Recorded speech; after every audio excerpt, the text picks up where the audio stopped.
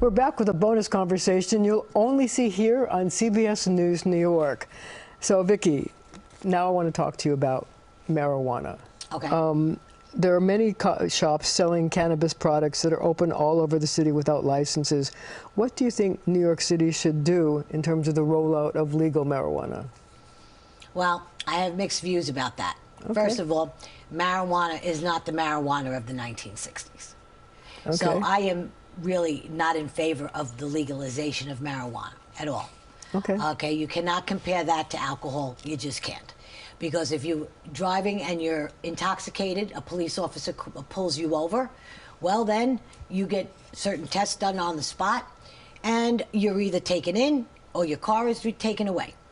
The legalization of marijuana in this city, at the present state that we're in, I don't approve of that at all. So as far as what can we do to regulate or to do something about our smoke shops, we have to be careful who's purchasing them, what kind of background checks we could do on them, and they need to be open at a certain time and close at a certain time. So a follow-up question. Weed has sort of become the unofficial scent, shall we say, of New York City, and a lot of people are complaining about it. I wonder, is there anything that the City Council can do about that? About what, Marsha? The fact that you smell weed everywhere. Oh, everywhere. The City Council do anything about that? No, they won't do a thing about it. They like it.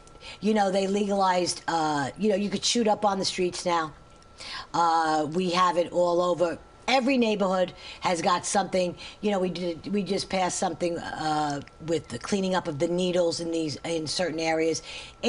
That too is at epidemic proportions. So long as all these people, they have injection sites now, you know, where you could go and shoot up, and it's a safe, clean place for you to go and shoot, rather than it be against the law. We don't want to say it's against the law anymore. So shooting heroin and doing whatever it is you do out on the street in front of a school, everything's okay. All the cops could do is just say, can you move it on? Can you move along? It's ridiculous. I guess you don't like that. No. So let's turn to some more interesting questions about you, because people don't really know a lot about you. You've been married for a long time. What's the secret of a long and happy marriage? You get deaf, you get hard of hearing, and you learn how to laugh a whole lot, or you learn how to just move yourself into another room. You know, okay, I'll talk to you later.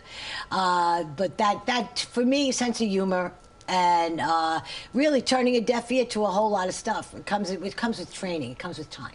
So do you cook, and do you have a specialty? I do cook. I do love to cook. I'm a basic cook, but I love, you know, I'm Italian, so I like to cook my Italian stuff, but I don't get much of a chance anymore to do it, and that's a big complaint around the house. So if they were going to say, I want you to cook X, what would they say? I would probably cook a nice dish of pasta. Okay. So on nights when you don't feel like cooking and you're too busy, what's your go-to place for takeout in your neighborhood? I go to my diner. I love my diner. And what do you eat? I eat either fish, or I'll eat a burger, or I'll eat a great salad. Simple, just simple. So what's your favorite personality trait about yourself? About myself? Well, that'll come under debate, Marsha. I think it's my openness. And I think the ability to laugh even when things are at its worst.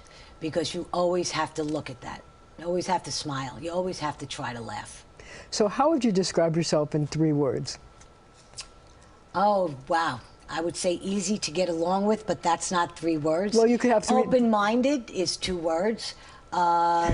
Willing to listen, how's that? Okay, you came up with 3. There's 3 words. Willing to listen. So here's a good one for you. Which game show do you think you could win the most money on? Hollywood Squares back in the day. Okay, and last but not least, do you have a guilty pleasure? Not really, no. I don't drink. Ice cream? Oh, I love ice cream. That's what did me in.